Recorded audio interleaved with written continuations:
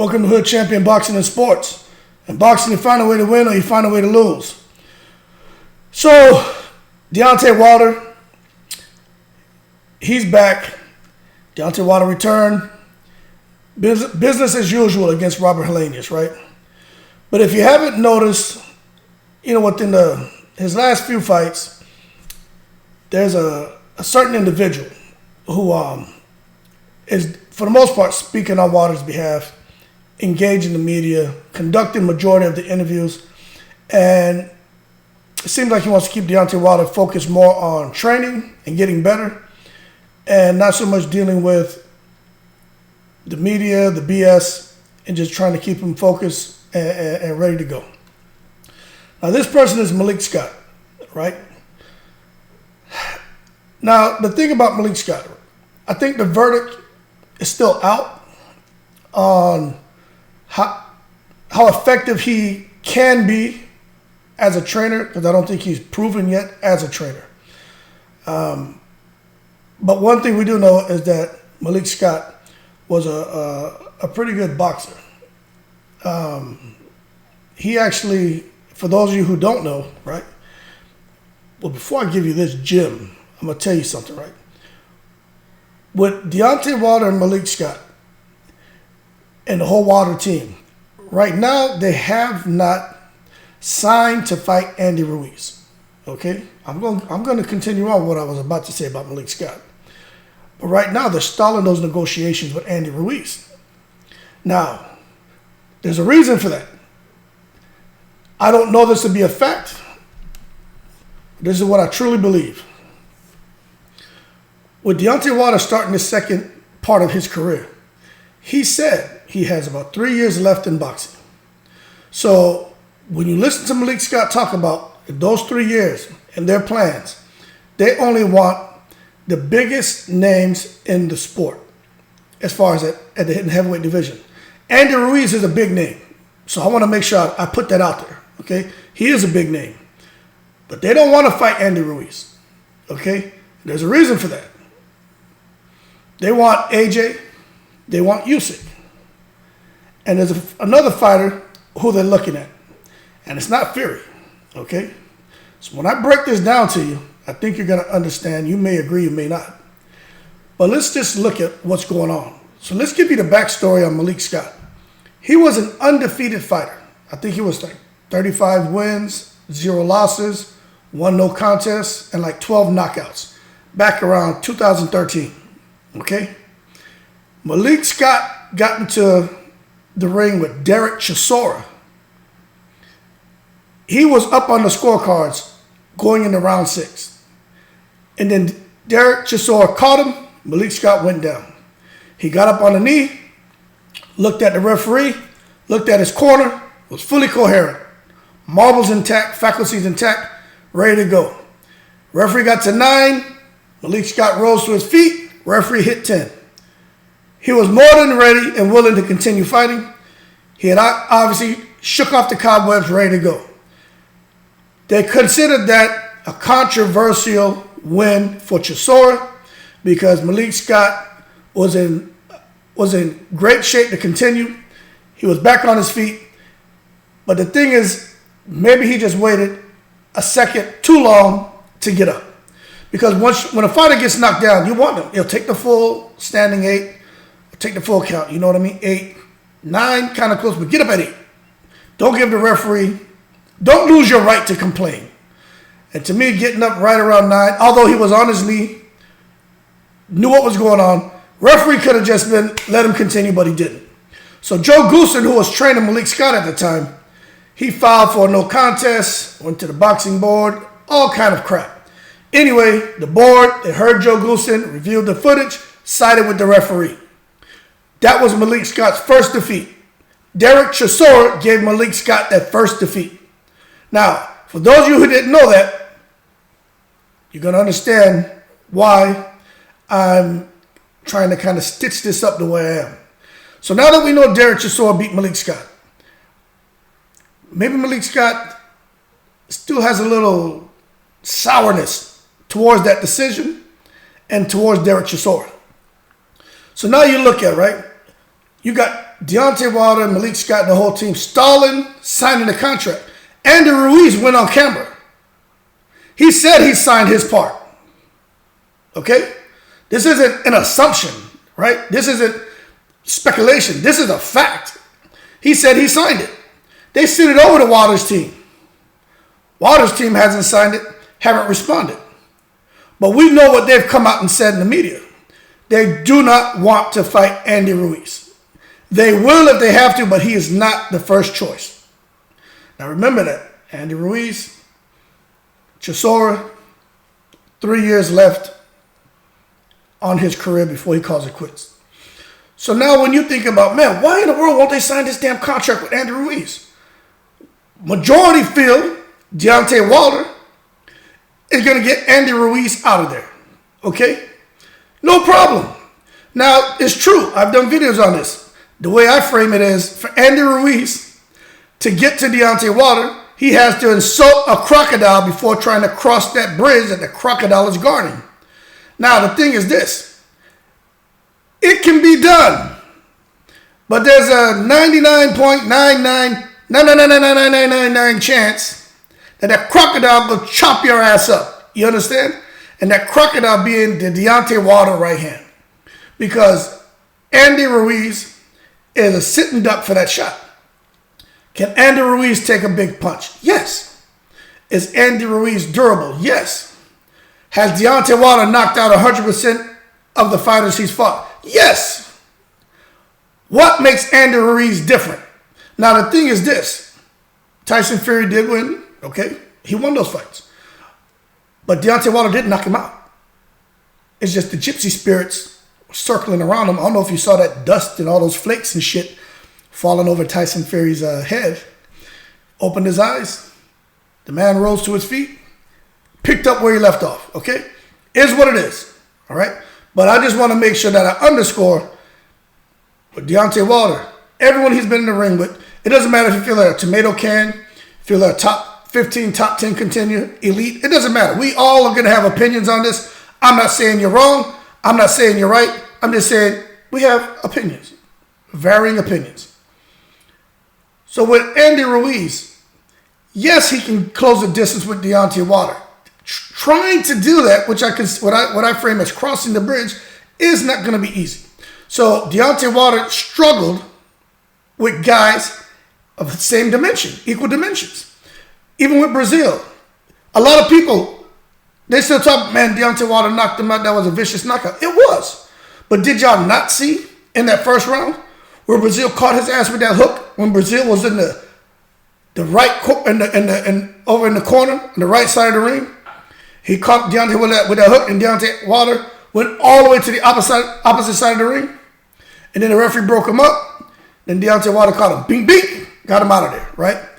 But Deontay Wilder, when it comes to guys of the same dimension, he struggles because of the guy's reach and the power. Not because they're necessarily a better boxer. It's just they can get to him. Gerald Washington was getting to him, okay? All these fighters of equal height, equal stature can get to him. But Deontay Wilder, no matter, people don't give that man credit, man. Deontay Wilder is special, okay? He has boxing skill. But what overshadows, if you say he has limited skill or whatever, right? He has skill. But what overshadows that is his power.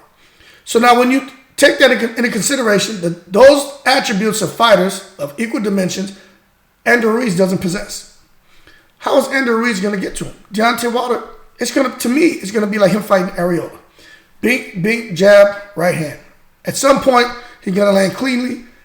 Andy Ruiz is going to go down faster than a plate of Alabama barbecue. Simple. Now, when you say, okay, well, if he'll easily beat Ruiz, why do you think they're stalling signing the contract? Because if he beats Ruiz, or when he does, if he has to fight him, Deontay Wilder now has to fight who? Fury. I just don't think that fight should happen. And I don't care what Maik Scott says. I don't care what anyone says. I genuinely feel Maik Scott, they know that they don't need to put Wilder back in there with Tyson Fury. Okay? It doesn't matter what people think about the fights. It doesn't matter, right? I'm not getting into that shit. What I'm telling you is, I just think that's not what Deontay Wilder wants. Because he's coming back. This is his second run. He wants to fight and get the titles. But you look at Chisora. Now, I honestly feel they're waiting to see if Chisora somehow pulls off a miracle and beats Fury. Okay? Because, hey, sometimes people let their guard down. Shit happens. Now you say, well, Chisora lost twice to Tyson Fury. How in the world could he possibly come and pull off a miracle and beat Tyson Fury? Well, hold your horses, right? I'm going to tell you how. The Chisora that fought Tyson Fury in those first two fights, this isn't the same Chisora. Now, Tyson Fury should win. No doubt about that. I personally feel Tyson Fury just outboxes him, or knocks him out, makes him look crazy. But at the end of the day, this Chisora has managed to extend his boxing career, overhaul his boxing style, and put another 15 to 20 million, 20 million pounds in his bank account. And he's winning fights that he shouldn't have won. Or he wouldn't have won had he not made the change. Derek Chisora was able to humble himself and engage David Haye and say, look, aesthetically, you look good. You're an amazing boxer. How'd you keep yourself in shape? Teach me. I want to know.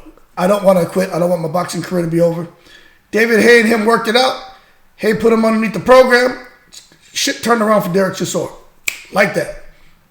So with that Derek Chisora, with that frame of mind and knowing what he's walking into with Tyson Fury, I have to give that Derek Chisora a chance to put on a better performance, not necessarily beat Tyson Fury, but anything can happen.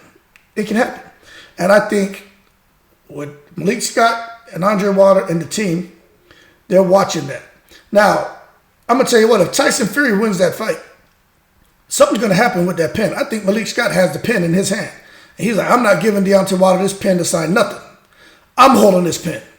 Now, if Derek Chisora pulls up the upset, you're going to see how fast that contract gets signed for Deontay Wilder to fight Andy Ruiz. Maik Scott's going to give Wilder that pen, make him sign, and they're going to sit back and they're going to be grinning from ear to ear. Because they know then, for Deontay Wilder and his 3-year plan, right? He'll fight Ruiz, get him out of there, right? For the most part, he should get him out of there. Then Chisora will fight Usyk, or Chisora is going to have to fight Wilder, because remember, Usyk has those belts. There are mandatories out there. Eddie Hearn is doing his best to block everything. So if Usyk doesn't want to get stripped, he may have to face some mandatories before he goes into an undisputed bout with the winner of Fury and the winner of Chisora. Okay? This is just the reality. In a perfect world, we'll get that undisputed bout. But let's just say things happen. Usyk has to face a mandatory. Hrgovic, right? Now Deontay Wilder beats Ruiz. Then he gets to face Chisora.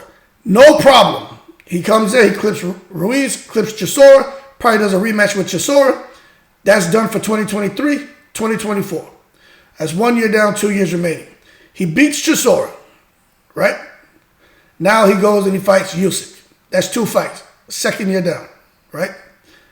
Now he goes into 2025, his last year, fights AJ. Easier fights for Deontay Wilder. The path to retirement looks realistic. Maik Scott knows that. Wilder team knows that. I think all the boxing fans knows that. However, if Deontay Wilder beats Andy Ruiz and has to go fight Tyson Fury, this second part of his career could be over. Right? Let's just be real. It could be over. But I will say this, right? I will say this. I watched that third fight in particular. I watched that third fight again yesterday. My kids were there, stacking dominoes and playing and shit like that. And while they're doing that, we have boxing playing in the background. And I watched that. Now, for those of you who didn't watch it, Tyson Fury beat Wilder. He did. Okay, there's no argument there. But in that first round and multiple rounds, Deontay Wilder was catching Fury and buzzing him over and over. He just didn't have enough, because when he got hurt in that third round, he was hurt bad. And, the fatigue, and Tyson Fury just, clobbering him. Wilder wasn't able to really have the legs underneath him to get the leverage on those shots, but he was still getting enough. He's so strong that he was still hurting Tyson Fury. It doesn't mean going to a fourth fight with Fury, Deontay Wilder could win. However, I can see where some people say, nah, man, if they fight a fourth time, Wilder would get him. Because he always has the puncher's chance. He's working on some things with Maik Scott. But my thing is this. some of those things Maik Scott's working on him with, like jabbing to the body, throwing the left hook, that's good. You know, you want to show him those things. That's great. Let him experiment on a lesser threat. Because I'm going to tell you right now, when Pacquiao came to the States and started working with Freddie Roach, him working on the right hand, the right hook and stuff like that, that helped him tremendously. For Deontay Wilder, I don't think that's going to help him. And I'm just being real. I saw when he was in the fight with Helenius. If you guys watched, the fight was only a round, right? You watch when Deontay Wilder threw that jab to Helenius. He threw that left jab to Helenius. Helenius countered him with a short little right hook. Bink! And Wilder made a little funny face and, dropped back and start circling the ring. Now, if he tries to go to the body of Andy Ruiz, who has much faster hands and throws combinations, right? Can't just throw a single shot. You can throw that shot to the body and come up with the right hand. But if you just throw a shot to the body with that long arm, Ruiz is going to be ready to counter. He does that instinctively. That's why I'm saying when it comes to Maik Scott and all these things he's showing Deontay Wilder, that may make Deontay Wilder more vulnerable than effective, depending on the style that he's facing. But coming full circle, Deontay Wilder and Tyson Fury, that is not the fight they want. They can say because they've been there, done that, or they can say we feel a super focused Wilder can beat anybody. Let me tell you something. You can go in the ring super focused all you want. Forget that. You can go into sparring super focused, right? Forget a fight of that magnitude. For those of you who have actually boxed and actually sparred and been hit hard or hit somebody hard, you can see that person come in the ring and they're going all out. They're floating like a butterfly, stinging like a bee. Put some hands on their ass and watch. All that shit goes out the window. Okay? So I don't care how focused they get Wilder for that fight or Fury gets for that fight. You get hit really hard, you can lose focus. But Fury has showed that he's been able to remain composed and to continue to push through adversity a bit more than Wilder. So coming full circle to what I was to the point I was trying to make, I personally think the fight they're waiting for is for Fury and Chisora to fight, and I really think for Maik Scott, he kind of wants Wilder to get a little revenge for him because of what happened with his loss to Chisora and how it was controversial. In addition to that, so it's two reasons. One, avenge my loss. Two, the Tyson Fury fight is the more difficult fight. So they're trying to find a path Deontay Wilder can travel to where he'll be in highly competitive fights against big names, but where he is lesser risk than going in there with like a Tyson Fury. Anyone fights Tyson Fury, you got to make Tyson Fury the betting favorite. Okay, it is what it is. Doesn't matter if you like Fury, you like Tyson Fury. I like both guys, but I got to be fair here, right? That's just not the fight I think Deontay Wilder needs to be pursuing. And I think Maik Scott and his whole teams know that. They want Wilder to wait, see if Chisora can win. If so, gives Deontay Wilder the ink pen, sign that contract for Ruiz right now. He goes in there, he should beat Ruiz. But that's kind of like Keith Thurman and Earl Spence. Spence should win. But does Thurman have a shot? Thurman has a shot. Thurman is no slouch. Deontay Wilder and Andy Ruiz. Wilder should win, but Andy Ruiz has a shot. But Andy Ruiz's shot of beating Wilder is much smaller than Tyson Fury's. So for Deontay Wilder, the trajectory, in my opinion, is Ruiz, Chisora. They're praying Chisora wins. After Chisora, Usyk. There'll be some rematches. Then after that, AJ, sail off into the sunset. Now that's how I see it. But I'm going to tell you right now, if he fights Andy Ruiz and loses and fights Tyson Fury, the return stops. Everything's over. I personally think so. And I'm going to tell you why. You see when Deontay Wilder, now this is all my opinion. You disagree, that's fine. You can leave your comments below. Be respectful though, right? You see when Deontay Wilder returned and how he was kind of emotional and talking about fighters getting injured and fighters getting hurt. I honestly think Deontay Wilder is concerned somewhat about 5-10 years down the road what may show up in him as far as a result of the damage he took in those Tyson Fury fights. I honestly think that's something that concerns him. And to go into a fourth fight, that's where for me, it's like why do it? You know what I'm saying? Why go in there and put yourself through that again? Because we know Wilder's not going to quit. Wilder was fighting that third fight. Tyson Fury and Wilder both were fighting for something other than just winning. Like that shit, the strength that they were able to pull from to stay engaged in that fight. A lot of people don't have that. That don't quit kind of thing. That shit was different, man, and it was dangerous. And for those of you saying, Tyson Fury didn't take any damage, Tyson Fury, man, he went on record and talked about the swelling in the back of his head and memory loss and different things. So Tyson Fury took damage. And when I watched the fight again, like I told you yesterday, Fury was getting buckled in that fight. He was getting hurt. So it's just Wilder, his reaction to the shots was more dramatic. Like Wilder, it was quite visible that he was getting hurt. You know what I'm saying? Because he was tired and fatigued, and he's tall and long, so he was just kind of all over the place. But Fury was getting hurt too. So I don't think Fury's going to be so quick to want to get in there with Wilder either, because he knows what he's walking into.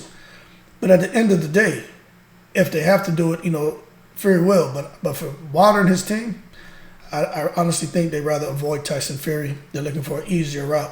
Although no fight is easy, but there are some that are much easier than Tyson Fury. So to me, I think the trajectory would be Ruiz, Chisora, Usyk, AJ, and retire.